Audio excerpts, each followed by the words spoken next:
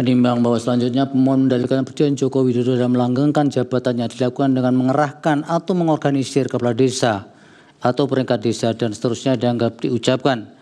Termohon menyampaikan jawaban yang pada pokoknya dari pemohon bukan menjadi beban termohon untuk menangkalnya. Pihak terkait memberikan keterangan yang pada pokoknya membantah dalil pemohon aku dan seterusnya dianggap dibacakan. Pemohon mendalilkan tidak netralnya kepala desa dan perangkat desa yang hadir dalam kegiatan Deklarasi Nasional Desa Bersatu untuk Indonesia Maju pada 19 November 2023 dan seterusnya dianggap dibacakan.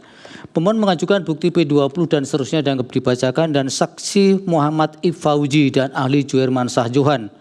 Bawaslu menyampaikan keterangan pada pokoknya dan seterusnya dianggap diucapkan.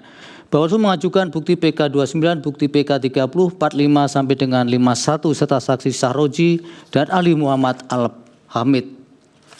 Bahwa setelah mahkamah memeriksa dan dengan seksama dari pemohon, jawaban termohon, keterangan pihak terkait, bukti-bukti surat tulisan serta saksi dan ahli yang diajukan oleh pemohon, dan keterangan Bawaslu beserta bukti-bukti saksi dan ahli yang disampaikan, maka mempertimbangkan dugaan pelanggaran pemilu yang terdapat dalam kegiatan Deklarasi Nasional Desa Bersatu untuk Indonesia Maju pada tanggal 19 November 2023 di Indoor Multifunction Stadium Indonesia Area, Gelora Bung Karno, Jakarta telah ditindaklanjuti oleh Bawaslu sesuai dengan tugas, kewenangan, dan kewajibannya. Adapun Bawaslu tidak dapat menindaklanjuti laporan atau temuan terhadap peristiwa tersebut disebabkan tidak adanya pengaturan terkait dengan kegiatan yang dapat dikategorikan sebagai kampanye dan dilakukan sebelum masa kampanye dimulai. Dalam hal ini pengaturan yang terdapat dalam Undang-Undang Pemilu maupun PKPU tidak memberikan pengaturan lebih lanjut terhadap segala bentuk tindakan dan kegiatan yang memberikan dukungan kepada peserta pemilu sebelum dan sesudah masa kampanye. Terlebih sebagaimana telah dipertimbangkan mahkamah dalam pertimbangan hukum sebelumnya, seharusnya lembaga pengawas mengawasi atas jalannya pemerintahan atau eksekutif. Dalam hal ini DPR dapat proaktif menggunakan kewenangan konstitusionalnya, bukan membiarkan dan akhirnya secara keseluruhan dianggap Mahkamah Konstitusi dapat menyelesaikannya.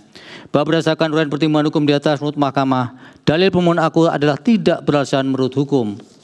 Bahwa pemohon mendalilkan kepala desa Tarik Kecamatan Tarik Sidoarjo, Jawa Timur divonis 5 bulan oleh Pengadilan Negeri Sidoarjo dan seterusnya dianggap dibacakan.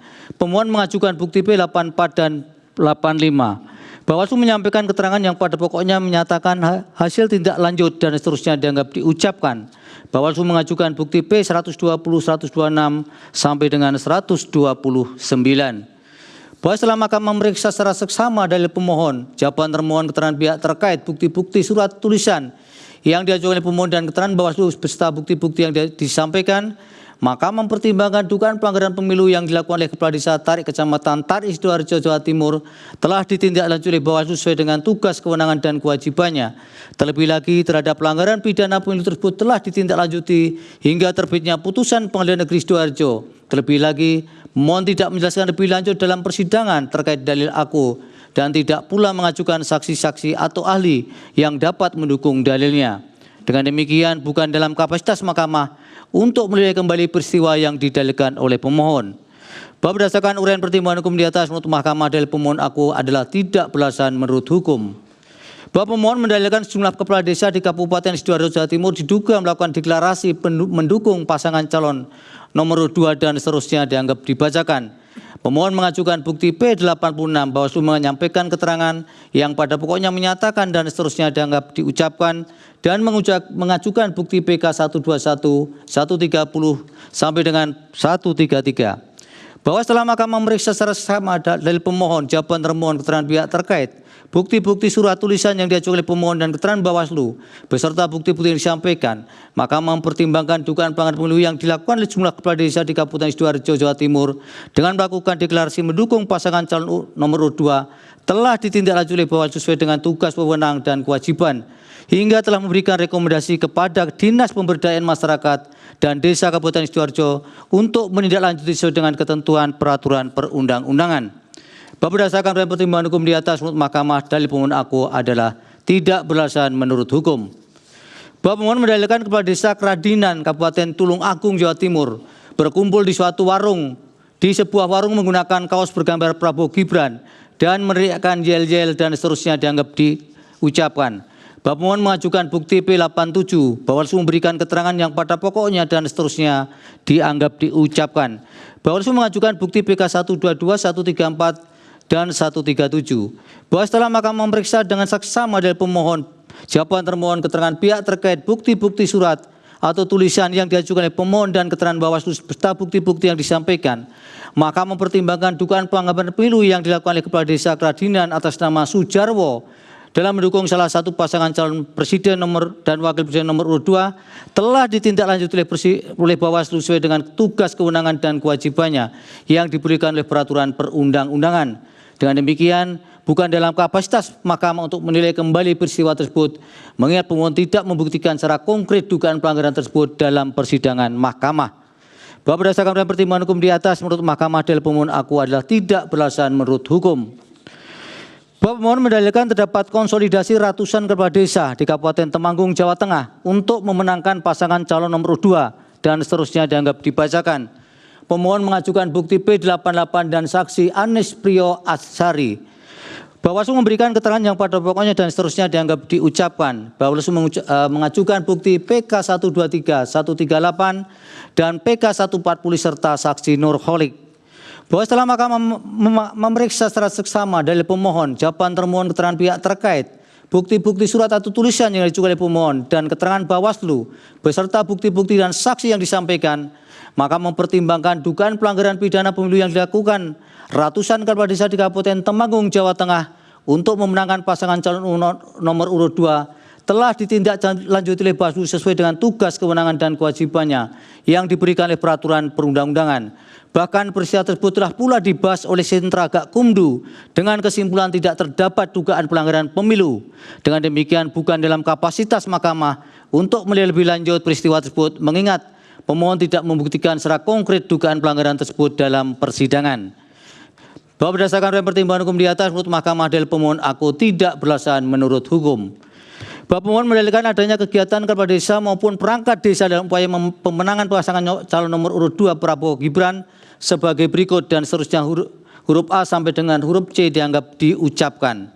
Bahwa berdasarkan dalil-dalil tersebut di atas, setelah mahkamah memeriksa dengan secara seksama dalil-dalil pemohon serta bukti-bukti surat dan tulisan atau tulisan dan bukti lainnya yang diajukan oleh pemohon untuk mendukung dalil permohonannya, mahkamah mempertimbangkan sebagai berikut. 1. Bahwa setelah mahkamah mencermati dengan seksama bukti yang diajukan oleh pemohon terkait dengan kegiatan silaturahmi nasional Abdesi tahun 2022 yang memunculkan usulan Jokowi 3 periode, yaitu berupa bukti yang diperoleh dari pemberitaan online yang pada pokoknya dalam pemberitaan tersebut menyatakan adanya dukungan kepada Presiden Jokowi untuk melanjutkan selama 3 periode dari para kepala desa yang muncul karena aspirasi para kepala desa tersebut diterima oleh kepala negara. Berdasarkan hal tersebut, menurut mahkamah, pemohon tidak berikan bukti yang cukup untuk dapat membuktikan adanya pengarahan para kepala desa dalam kegiatan tersebut yang ada kaitannya dengan mendukung kemenangan pasangan calon nomor urut 2 atau setidaknya arahan ataupun perintah kepada para kepala desa untuk menyatakan dukungan Jokowi 3 periode. Sebab pada saat itu dapat dipastikan belum ada penetapan pasangan calon presiden dan wakil presiden untuk pemilih tahun 2004. Selain itu, bukti yang diajukan oleh pemohon tidak jelas menunjukkan siapa yang mencetuskan dukungan Jokowi 3 periode dan dalam konteks apa hubungan tersebut dicetuskan. Dengan demikian, mahkamah tidak dapat menilai telah terjadi pengerahan kepala desa untuk pemenangan pasangan calon nomor 2 ataupun telah terjadi pelanggaran pemilu.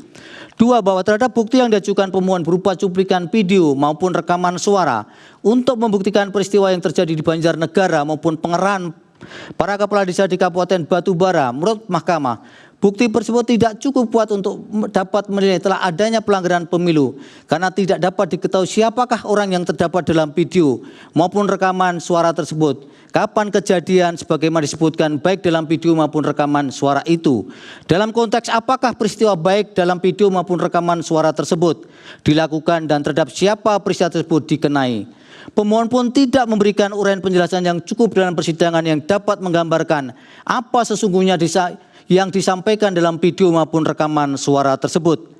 Bahwa berdasarkan pertimbangan hukum di atas, menurut mahkamah dalil-dalil pemohon aku tidak beralasan menurut hukum. Menimbang bahwa setelah mahkamah mencermati secara saksama dalil-dalil pemohon, keterangan Bawaslu, alat bukti surat atau tulisan dan bukti lainnya serta keterangan ahli maupun saksi yang diajukan para pihak, dan fakta hukum yang terungkap dalam persidangan, menurut Mahkamah terdapat beberapa kelemahan dalam peraturan perundang-undangan yang mengatur terkait dengan pemilihan umum inkasu UU Pemilu, PKPU maupun peraturan Bawaslu, sehingga pada akhirnya menimbulkan kebuntuan bagi penyelenggara pemilu, khususnya bagi Bawaslu dalam upaya penindakan terhadap penyelenggaraan pemilu. Bahwa UU Pemilu belum memberikan pengaturan terkait dengan kegiatan yang dapat dikategorikan sebagai kampanye yang dilakukan sebelum dan setelah masa kampanye dimulai.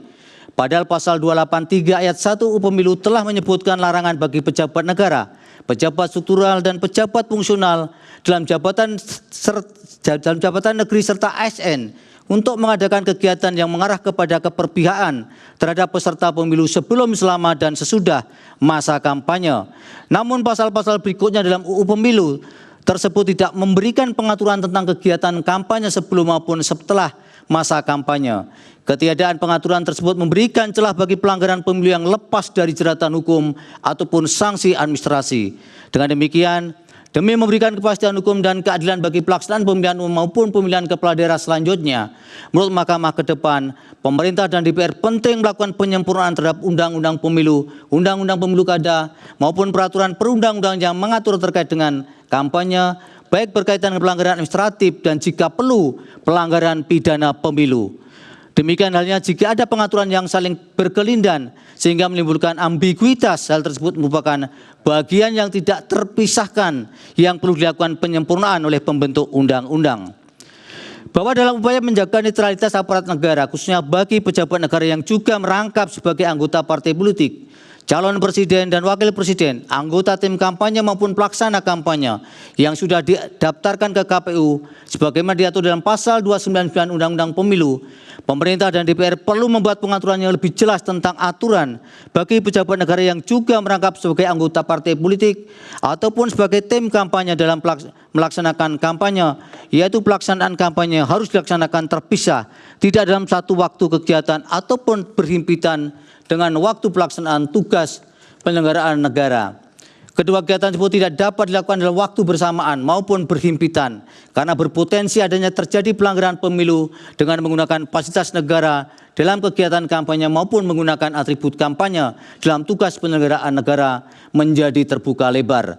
Hal mana tergambarkan dalam kegiatan yang dilakukan oleh Menteri Perekonomian Erlangga Hartarto yang melakukan pembagian sembako dan juga setelah itu menghadiri kampanye Partai Golkar sebagai Ketua Umum dan kegiatan dilakukan oleh Menteri Perdagangan dalam kegiatan APSI di Semarang sebagaimana terdapat dalam subparagraf 3.17.2 dan subparagraf 3.17.7 di atas.